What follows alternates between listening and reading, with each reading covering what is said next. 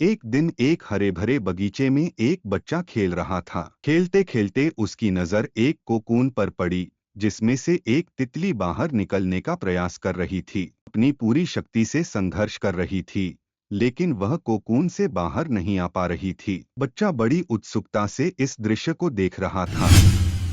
धीरे धीरे उसे तितली पर दया आ गई।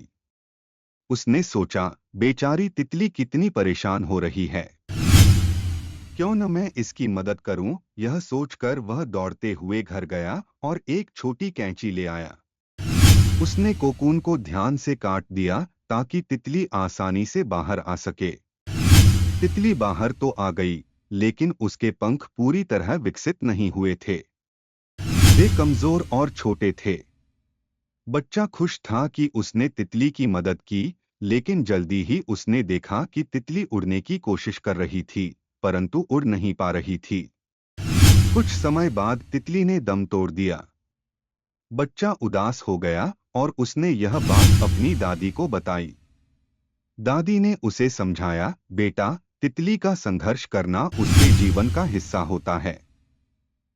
कोकून से बाहर निकलने के प्रयास में ही उसके पंख मजबूत होते हैं। अगर तुमने उसकी मदद न की होती, तो वह अपने प्रयास से बाहर आती और उसके पंख पूरी तरह विकसित हो जाते। कभी कभी दूसरों की मदद करने के प्रयास में हम अनजाने में उन्हें नुकसान पहुंचा देते हैं। यह बात बच्चे के मन में घर कर गई।